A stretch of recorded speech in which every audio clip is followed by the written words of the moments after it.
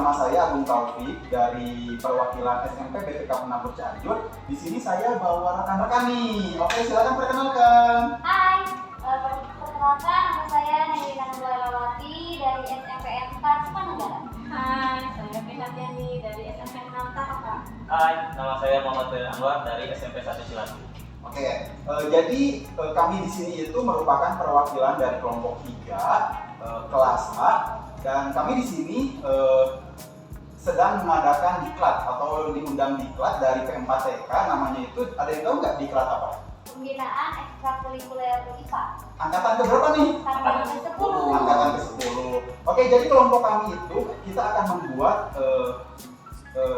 akan membuat sebuah inovasi. Inovasinya ada yang tahu nggak namanya apa?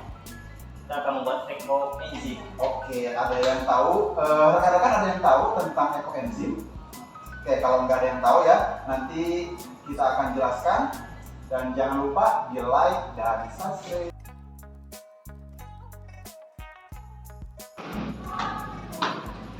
Sobat Sains, apa sih yang kalian bayangkan dan kalian pikirkan tentang sampah? Apa yang harus kita lakukan tentang sampah itu? Dari jurnal internasional Nature, bahwa sampah dunia mencapai 3,5 juta ton per tahunnya. Wow, data yang sangat besar sekali ya Sobat Sains.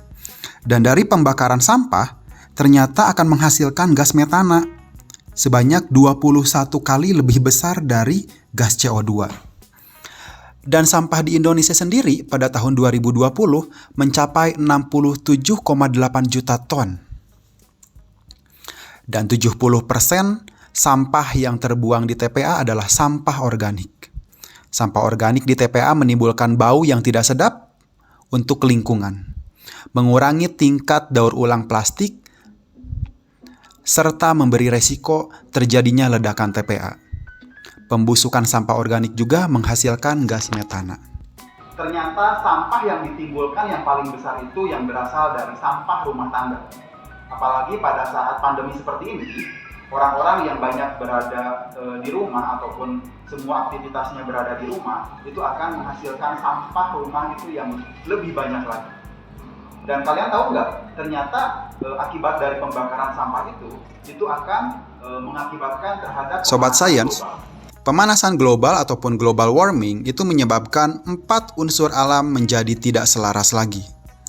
Ada beberapa akibat dari pemanasan global, salah satunya angin topan dan badai semakin meningkat, lapisan es mencair di kutub utara dan selatan, kemarau panjang, suhu air laut semakin panas, dan itu akan menyebabkan kematian pada biota laut secara besar-besaran. Dan manusia akan menjadi korban suhu bumi, karena suhu bumi akan semakin meningkat. Salah satu untuk mengurangi pemanasan global, perlu kita membuat salah satu produk. Apa produknya? Yaitu dengan ekoenzim. Kenapa harus ekoenzim? Ekoenzim merupakan cairan hasil fermentasi yang dihasilkan dari sampah dapur. Sampah dapur yang dapat digunakan apa saja? Yang pertama ada sisa kulit buah.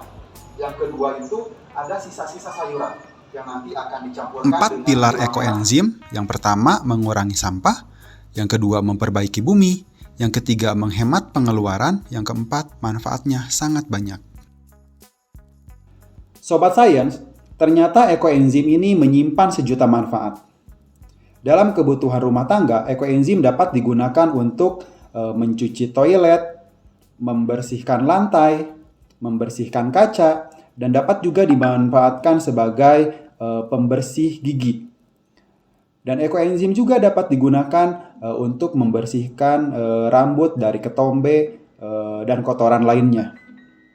Jadi banyak sekali manfaat dari ekoenzim.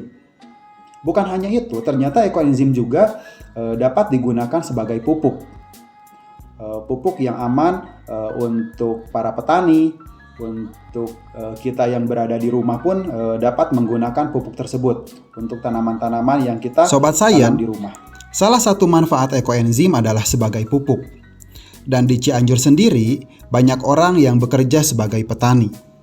Ekoenzim dapat dikenalkan kepada para petani, dan ekoenzim juga dapat berpeluang besar untuk dipasarkan dan dikenalkan kepada petani.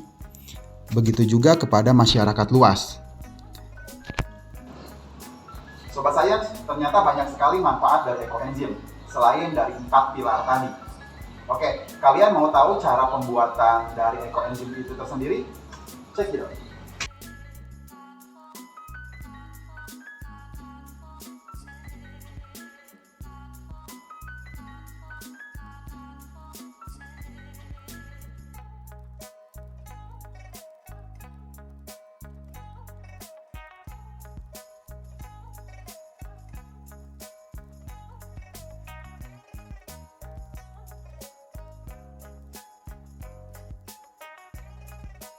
Halo sahabat sains, jadi sekarang kita akan mempraktekkan cara membuat ekoenzim. Nah, di sini saya ditemani oleh dua teman saya. Pak, saya nanya nih, untuk pembuatan ekoenzim ini bahan apa sih yang digunakan? Oke, jadi bahan-bahan yang digunakan, alat dan bahan yang digunakan ini, yang pertama itu ini galon ya, boleh galon ataupun kayak jerigen tapi yang ada tutupnya itu boleh. Tapi bahannya nggak boleh dari kaca. Yang penting dia ada tutupnya ya. Kalau dari kaca nanti kemungkinan dia akan pecah. Nah, terus di sini ada air, terus di sini ada buah-buahan bekas sama sayuran. Terus yang terakhir di sini yang paling penting di sini ada gula. Jadi kulitnya aja yang digunakan ya Pak Iya, ya? kulitnya aja. Iya lagi nih Pak, apakah ada sayuran-sayuran yang khusus untuk pembuatan ekoenzim ini? Oke, sebenarnya kalau yang khusus sih nggak ada. Jadi semua sayuran dan semua buah-buahan itu boleh dipakai. Nah, kalau di sini saya pakai sisa potongan kangkung. Jadi kalau rekan-rekan semuanya di rumah ada bekas sawi, sisa potongan sawi dan sayuran dan yang lain itu boleh digunakan. Dan di sini saya pakai sisa potongan semangka, ada apa ini? Pepaya. Oh iya, ada pepaya. Sama satu lagi ada kulit jeruk. Nah, saya gunain ini ada kulit jeruk supaya nanti si hasilnya itu ekoenzimnya itu dia tidak mengeluarkan bau yang tidak sedap. Jadi dia bau itu bau kulit jeruk. Jadi kalau kebanyakan sayuran dia akan biasanya mengeluarkan baunya yang tidak sedap. Tapi tidak mengurangi khasiat dari ekoenzim itu tersendiri gitu. Jadi boleh pakai sayurannya aja, boleh mau pakai buah-buahannya aja, boleh, itu terserah. Itu kembali lagi ke rekan-rekan yang nanti akan membuat ekoenzim. Jadi kulit jeruk itu memberikan fungsinya untuk aroma. Iya, jadi aromanya itu akan mengeluarkan bau yang enak. Iya. Nah, di sini saya lihat ada gula merah ya Pak ya? Ya. Nah, untuk jenis gulanya itu apakah mesti gula merah atau gimana nih Pak?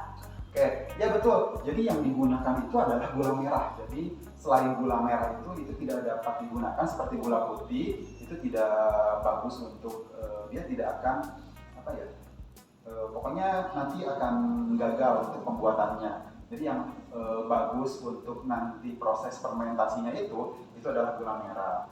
Terus gula merahnya itu harus dengan pemilihan yang benar ya. Jadi harus gula merah asli. Kualitasnya harus bagus. Yang gula merahnya yang asli, jangan yang gula merah campuran. Biasanya ada gula putih dicampur dengan gula merah ya. Kalau di pasaran itu ada juga yang kecap dicampur dengan gula merah, itu nggak boleh. Jadi kalau bisa gula merah asli atau molase ya, kalau molase itu boleh juga. Pak, untuk rasio perbandingan dalam pembuatannya, apakah ada perbandingan atau tidak? Oke, ada perbandingan untuk pembuatan ekoenzim ini. Jadi saya mau membuatnya itu 10 liter ya.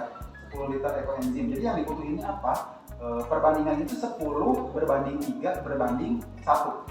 Jadi 10 liter air, 3 kg sayur dan buah, dan 1 kg gula merah. Jadi itu perbandingannya 10 berbanding 3 berbanding 1. Itu perbandingannya. Ini Pak, apakah ada kemungkinan kegagalan ketika membuat atau setelahnya? Setelah proses membuat ekoenzim, apakah kemungkinan ada kegagalan Pak? Itu biasanya dari faktor apa sih Pak? Biasanya faktor kegagalannya itu yang pertama pemilihan gula. Biasanya orang itu salah milih gulanya. Yang ada di rumah adalah gula putih, ya udah pakai gula putih aja. Ternyata nanti selama 3 bulan, jadi kan pembuatan ekoenzim ini 3 bulan ya. fermentasinya itu dia gagal.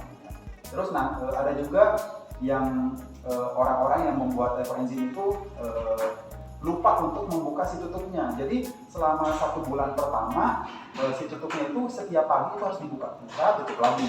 Jadi nggak itu waktu yang lama kan? iya, nggak waktu yang lama, yang penting dibuka dulu kan si udaranya.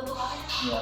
Jadi ketika proses fermentasi kan dia akan menghasilkan udara ya. Nah, akan menghasilkan gas. Jadi gasnya itu dia harus dikeluarkan. Kalau tidak dikeluarkan nanti ini akan bisa aja meledak. Oke, kita langsung aja ya Sobat Sains, kita masukkan. Ini ada beberapa bahan yang sudah kita sebutin tadi. Oke, boleh dibantu, dibantu ya, kita masukin. Kita langsung masukin aja ya. Ini bahannya udah sesuai takaran. Pertama kita masukin kulit buah. Iya, kulit buah terlebih dahulu.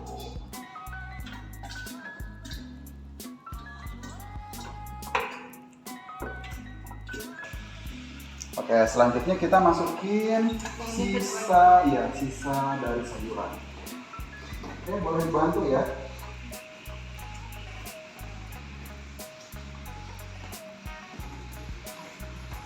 Jadi rekan-rekan boleh gunakan dengan sayuran apa saja ya. Boleh sayuran apa aja. Jadi kita di rumah bekas yang di dapur boleh bisa dimanfaatkan.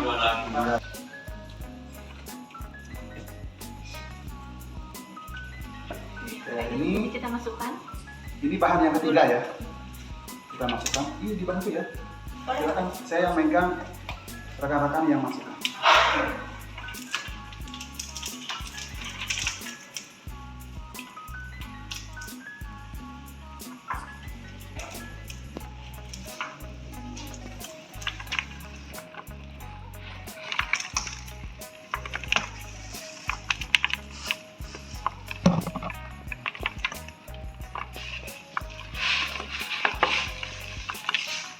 Ya. Oke Sobat Sains, ini semua bahan sudah tercampur. Nah sekarang kita tutup. Dan ini ekoenzim ini akan didiamkan selama 3 bulan. Dan pada bulan pertama setiap harinya di pagi hari kita harus buka, tutup lagi. Jadi jangan lupa ya untuk setiap hari pagi itu tutupnya Dibuka, terus tutupin lagi.